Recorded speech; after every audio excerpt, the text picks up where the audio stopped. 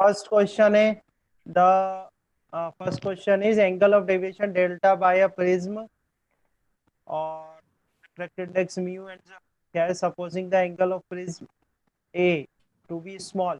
ये ध्यान रखना है स्मॉल के लिए बात कर रहे हैं। कैन बी क्या होता है delta is equal to -1 A. ठीक है, ये हो गया। Then second question, the human eye forms the image. कहाँ पर इमेज बनती है? रेटिना पर बनती है। Least distance of distinct vision कितना होता है? 25 सेंटीमीटर होता है। और फोकल लेंथ को चेंज कौन करता है? सिलेरी मसल्स करती है। ठीक है, तो ये तो हो गया आपका, इतने क्वेश्चन तो हो गए।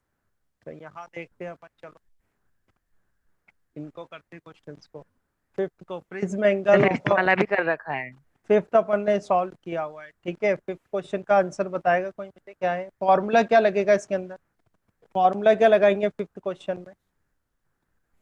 हाँ, फिफ्थ क्वेश्चन का जो फॉर्मूला तो था। पहले तो इनका एवरेज निकाल देंगे और फिर मल्टीप्लाई कर देंगे। अच्छा, फिफ्थ में दे रखा है prism angle of of a prism is 10 degree. दे refractive index for red and violet. तो रिफ्रैक्टिव इंडेक्स दे रखा है आपको रेड के लिए। ठीक है, रेड के लिए दे रखा है 1.51। फिर रिफ्रैक्टिव इंडेक्स दे रखा है वॉयलेट के लिए, वॉयलेट के दे रखा है 1.52। तो ये कह रहे हैं डिस्पर्सिव पावर। तो डिस्पर्सिव पावर का फॉर्मूला तो आता आता है आपका, refractive index of violet minus refractive index of red divide by mean colour -1। और मीन कलर कैसे निकालोगे? Refractive index of violet plus refractive index of red divide by 2। ठीक है, तो इस तरह से आपको कैलकुलेशन करनी है फिफ्थ की। तो ये आ रहा है 0.019, इसका फाइनल आंसर है। तो वैल्यूज आप रखना, कैलकुलेट करना है इसको। ठीक है, आपका आंसर आ जाएगा। सिक्स्थ क्वेश्चन की बात करें, सिक्स में क्या दे रखा है? Prism angle of refractive index of a prism is, prism angle and refractive index. तो प्रिज्म एंगल ए दे रखा है 60 डिग्री। ठीक है, और दे रखा है refractive index mu is equal to 1.414। आपसे क्या पूछा हुआ है भाई? एंगल ऑफ डेल्टा मिनिमम बताना है आपको। डेल्टा मिनिमम क्या होगा? तो फॉर्मूला याद क्या होगा आपने? Mu is equal to sine, याद करा है नहीं करा? Delta minimum yes. Plus A divide by 2। ठीक है ना, और डिवाइड में कितना तो आ इसमें तो जाएगा? ये लग जाएगा ना कि delta sign. Deviation is equals to mu minus one A. हाँ, पर आपको मैंने देखो, जो मैंने अभी सर कहाँ गया हो। मिनिमम है ना, तो वो तो आ जाएगा एक ना। मिनट, एक मिनट, एक मिनट, यहाँ देखो मैंने रेड लाइन बनाई थी इसमें। ये फॉर्मूला जब ही लगेगा जब प्रिज्म एंगल स्मॉल होगा। प्रिज्म एंगल 6 डिग्री हुआ, प्रिज्म एंगल 5 डिग्री हुआ, 10 डिग्री हुआ, तो लगाना है आपको ये फॉर्मूला। यहाँ पर तो प्रिज्म एंगल कितना है जरा देखना, 60 डिग्री है। ठीक है, कितना है? 60 degree. 6 degree, 5 degree, yes sir. 10 degree नहीं है। तो इसलिए आपको ये फॉर्मूला लगाना पड़ेगा। तो फॉर्मूले से आप सॉल्व कर लो, हो जाएगा ना सॉल्व। तो म्यू कितना दे रखा है आपको? 1.414। ठीक है, ये आ जाएगा साइन। यहाँ आ जाएगा आपका डेल्टा मिनिमम प्लस ए कितना दे रखा है भाई? 60 डिग्री डिवाइड बाई 2। ठीक है, और इधर आ जाओ, ये कितना आ जाएगा? साइन ए बाई 2, यानी कि sine 60 divide by 2। Sine 60 divide by 2 कितना हो गया? 30 डिग्री हो गया। साइन 30 डिग्री कितना होता है? 1/2 होता है। और 1.41 क्या होता है? √2 होता है। ठीक है, तो ये साइन, ये आ जाएगा आपका डेल्टा मिनिमम प्लस 60/2। ठीक है, और ये कैंसिल कर दो तो ये √2 टाइम कैंसिल होगा। तो ये साइन 45 डिग्री हो जाएगा। और इधर से आपके पास क्या है? साइन डेल्टा मिनिमम प्लस 60/2 आ जाएगा। दोनों तरफ साइन साइन है तो कंपेयर कर लोगे। ठीक है, तो कंपेयर करोगे तो क्या आएगा? Delta minimum plus 60/2 is equal to कितना आ रहा है? 45 डिग्री आ रहा है। तो यहाँ से आपके पास आ जाएगा delta minimum plus 60 divide is equal to कितना जाएगा? 90 डिग्री हो जाएगा। और डेल्टा मिनिमम कितना जाएगा आपके पास? 90 माइनस 60, 30 डिग्री।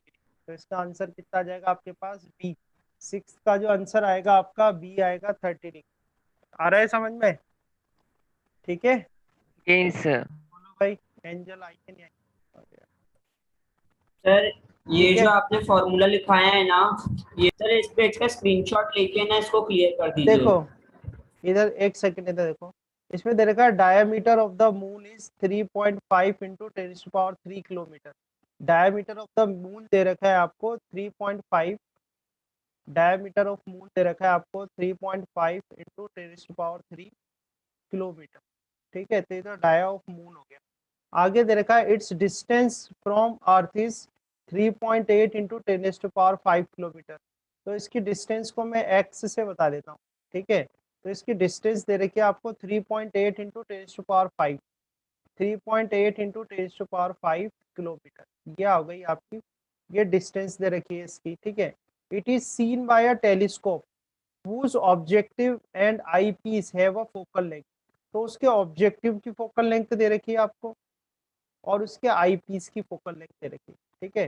तो उसके ऑब्जेक्टिव की फोकल लेंथ कितनी है, ऑब्जेक्टिव की फोकल लेंथ तो है 4 मीटर और आई पीस की है 10 सेंटीमीटर, ठीक है। तो ये तो दे रखा आपको 4 मीटर, वो 4 मीटर मतलब 400 सेंटीमीटर, ठीक है। और ये दे रखा है आपको 10 सेंटीमीटर दे रखा है, ठीक है। आगे क्या दे रखा है, the angular diameter of the image of the moon will be nearly, तो आपको बताना है angular diameter of the angular diameter of the image of a moon, ठीक है, ये आपको बताना है, ठीक है। तो टेलीस्कोप हमने स्टडी किया हुआ है, मैं आपको एक रफ डायग्राम बता रहा हूँ यहाँ पर। टेलीस्कोप जो आपने स्टडी किया था, टेलीस्कोप में आपका ये तो ऑब्जेक्टिव लेंस था, ठीक है, ये तो आपका हो गया ऑब्जेक्टिव लेंस, ठीक है। ये और दूसरा जो था वो आपका आई पीस था, ये हो गया आई पीस। तो डिस्टेंट जो रेज आ रही है आपकी, डिस्टेंट रेज आती है ये पैरेलल आई रेज, ठीक है, और ये इधर बेंड हुई ऐसे चली गई और एक और रे निकाली ऑप्टिकल सेंटर से सीधी आपने निकाली इस तरीके से, और ये यहाँ पर आपकी इससे इमेज बनी थी। तो आपका जो जो एंगुलर विजन था ना, डिस्टेंट ऑब्जेक्ट, ये आपका डिस्टेंट ऑब्जेक्ट है। तो मून अपना क्या है, डिस्टेंट ऑब्जेक्ट ही है, मून जो है वो क्या है, डिस्टेंट ऑब्जेक्ट है। तो इसका जो एंगुलर विजन ये था, ये अल्फा था, यहाँ पर भी अपन ने अल्फा लिया था, फिर यहाँ से अपन ने इमेज फॉर्म करी थी, ये इधर से फोकस, ये चली गई इधर फोकस से, ठीक है। और एक को अपन ने कैसे निकाला था, ये सीधा निकाल देते, ये सीधा निकाल दिया। तो ये जो बना था यहाँ पर अपना ये वाला एंगल, ये बीटा बना था, ठीक है। तो ये कह रहे हैं कि angular dia of the image of a moon, तो फाइनल एंगुलर क्या बनेगा, है ना, आपसे क्या पूछा है, angular dia of the image of the moon, तो फाइनल जो एंगुलर क्या बन रहा है, बीटा, यानी आपको इसमें क्या पता करना है, बीटा पता करना है, बीटा कितना होगा, ठीक है। तो अगर आपको ध्यान हो तो टेलीस्कोप की जो मैग्निफिकेशन है उसका फॉर्मूला क्या था अपने पास, बीटा बाय अल्फा था क्या नहीं था, यही था ना, beta beta divide by alpha था। अगर मैं यहाँ पर अल्फा निकालना चाहूँ, यस सर। अगर मैं ये अल्फा निकालना चाहूँ तो अल्फा कैसे आएगा, टेन अल्फा निकालता हूँ मैं, तो टेन अल्फा क्या आएगा, परपेंडिकुलर बाय बेस, तो परपेंडिकुलर क्या आएगा इसका, डायामीटर, तो डायामीटर क्या है इसका डी, और बेस क्या आएगा इसकी डिस्टेंस, इससे ऑब्जेक्टिव से इसकी डिस्टेंस, डिस्टेंस कितनी है इसकी एक्स, ठीक है। तो tan alpha is equal to कितना आ जाएगा, डी बाई एक्स आ जाएगा। तो डी आपको दिया हुआ है इसमें, डी कितना दिया हुआ है, 3.5 इंटू 3.5 इंटू 10 की पावर 10 3। रेज टू पावर 3 दिया हुआ है, और एक्स कितना दिया हुआ है, देखो 3.8 इंटू 10 टू पावर 3.8 इंटू 10 की पावर 10, 5। 10 raise to power 5। तो जब अपन इसको कैलकुलेट करेंगे ना, देखो ये जो रेशियो आएगा अपने पास, ये आएगा 0.009 रेडियन, 0.009 रेडियन। अब ये एंगल बहुत छोटा है तो अपन ने इसको क्या ले लिया था, अल्फा ले लिया था, ध्यान है आपको, ठीक है। तो अपन इसको क्या लिख सकते हैं, alpha is equal to 0.009 radian. आपसे क्वेश्चन में पूछा हुआ है बीटा। अब आप जरा ये देखो कि जो आपको एक फॉर्मूला बताता हूं मैं मैग्निफिकेशन का, चलो बढ़िया है कि लेंस अपना यहीं पर ये देखो, लेंस का जो फॉर्मूला है, eye is focused at infinity, when eye is focused at infinity, ठीक है। टेलीस्कोप के लिए सॉल्व किया था अपन ने, ये रहा आपका टेलीस्कोप, ठीक है, टेलीस्कोप के लिए सॉल्व किया था। तो मैग्निफिकेशन कितना आ रहा है, F zero divide by F E, magnification कितना आ रहा है, F zero divide by F E. तो यहाँ पर अपन मैग्निफिकेशन का फॉर्मूला क्या है अपने पास, F zero divide by F E. तो एफ जीरो आपको दे रखा है, एफ ओ देखो कितना आपका 400 है, ठीक है, और एफ ई कितना दे रखा है, 10 दे रखा है, इसको कैंसिल करो, तो मैग्निफिकेशन कितनी आ गई आपके पास, 40 आ गई। अब ये जो फर्स्ट इक्वेशन है अपने पास, इक्वेशन वन में क्या करो, एम की वैल्यू तो रख दो 40, ठीक है, बीटा आपको निकालना है और अल्फा कितना दे रखा है आपको 0.009, ठीक है, ये दे रखा है। तो यहाँ से आप जब बीटा निकालोगे तो इसको देखो, कैलकुलेशन मैंने ऑलरेडी की हुई है इसकी, ताकि कैलकुलेशन में अपना टाइम नहीं लगे। तो बीटा जो आप निकालोगे तो मल्टीप्लाई करोगे तो आएगा 0.36 रेडियन।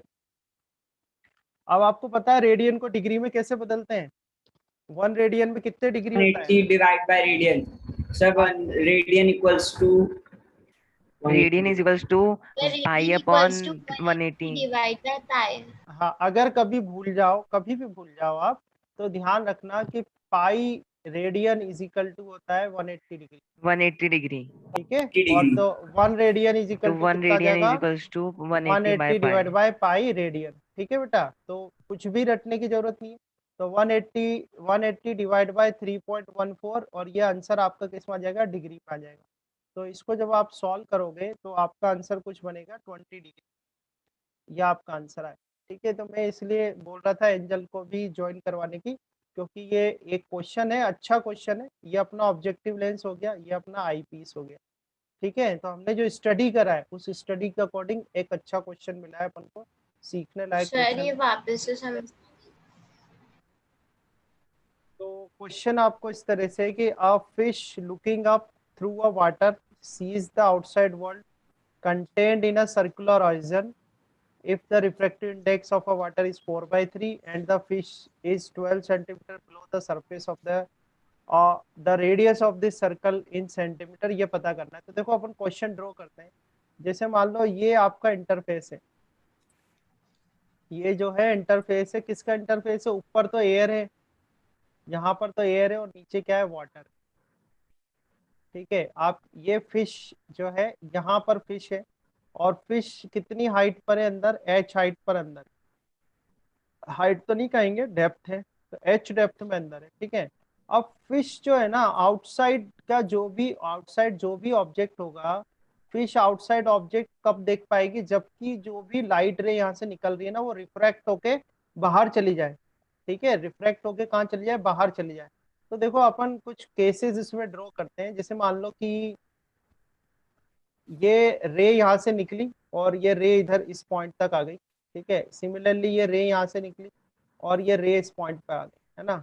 तो इस केस में मैं ये कह सकता हूँ कि भाई ये इंसिडेंट एंगल, ये इंटरफेस आ गया यहाँ पे, ये इंटरफेस है, तो यहाँ पर नॉर्मल ड्रॉ करोगे आप, या आपने नॉर्मल ड्रॉ करा, ये नॉर्मल ड्रॉ करा है, तो ये इंसिडेंट एंगल है, तो ये एंगल क्या हो जाएगा? आपका इंसिडेंट एंगल हो जाएगा। ये इंसिडेंट एंगल हो गया, ठीक है।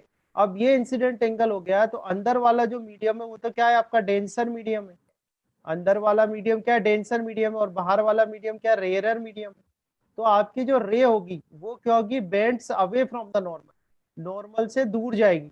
तो नॉर्मल से दूर जाएगी, तो अगर हम एक केस ले लें, उस केस में क्या होगा कि ये जो रे है आपकी रिफ्रेक्टेड रे, ये कहाँ जा रही है? 90 डिग्री पर जा रही है, ये 90 डिग्री है, यानी मेरा रिफ्रेक्टेड एंगल क्या हो गया? 90 डिग्री हो गया।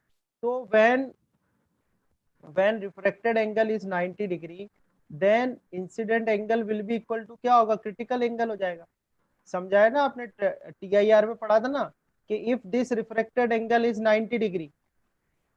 ओके हर्षित, हाँ करेक्ट आंसर है हर्षित, बिल्कुल करेक्ट है ना, वेरी गुड। तो देखो ये इंसिडेंट एंगल क्या हो जाएगा बेटा? क्रिटिकल एंगल हो जाएगा। अब ये एंगल क्रिटिकल एंगल है, तो ये वाला एंगल भी क्रिटिकल एंगल हो जाएगा। तो अब इसके बाहर अगर इससे ज्यादा आपने अगर इसमें ट्रिग्नोमेट्रिक कोई फॉर्मूला लगेगा क्या?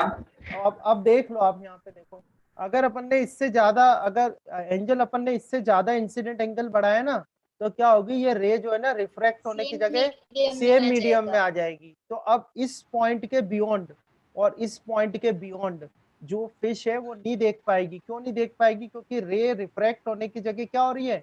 रिफ्लेक्ट हो रही है। तो उसका जो फील्ड ऑफ विजन है ना, फील्ड ऑफ विजन सिर्फ इस सर्कल में ही रहेगा। जो उसका फील्ड ऑफ विजन है वो सिर्फ इस सर्कल में रहेगा। याद हो तो मैंने आप लोगों से एक क्वेश्चन पूछा था कि जो फिश होती है, फिश के लिए पूरा वर्ल्ड जो है वो एक सर्कुलर ओरिजिन ही क्यों होता है? वो सर्कुलर ओरिजिन का रीजन यही है। तो अगर इसको मैं O पॉइंट कर लूं, इसको हम A पॉइंट कर ले, और इसको अपन B पॉइंट कर ले, तो ये R जो हो जाएगा रेडियस हो जाएगा। R क्या हो गया? रेडियस हो गया। सबसे पहले तो अपन TIR लगा देते हैं। जैसे वाटर का रिफ्रैक्टिव इंडेक्स हो गया μW, और एयर का रिफ्रैक्टिव इंडेक्स हो गया म्यू है। तो मैं क्या लिखूंगा? Mu W sine i is equal to क्या आ जाएगा? म्यू ए साइन आर, ठीक है। अपने केस में आई जो है वो क्या है? क्रिटिकल एंगल है। तो म्यू डब्ल्यू साइन, ये क्रिटिकल एंगल हो गया। एयर का रिफ्रैक्टिव इंडेक्स 1 होता है, और ये साइन आर कितना है आपका? 90 डिग्री है। तो यहाँ से आपका जो क्रिटिकल एंगल आएगा, क्रिटिकल एंगल कितना आ जाएगा 1/μw आ जाएगा। ये आपकी पहली इक्वेशन हो जाएगी। समझ में आया? ये मैंने स्नेल्स लॉ लगाया है, कुछ नहीं करा, स्नेल्स लॉ लगाया बस। ठीक है, अब अपन आ जाते हैं टिक्नोमेट्री पे।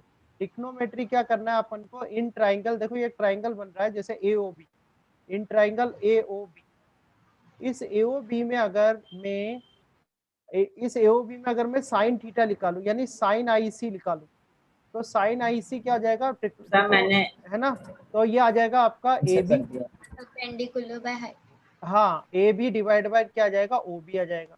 अब AB क्या है आपका R है, ठीक है, और OB क्या है R आपका, बाय ये आ जाएगा आपका OB।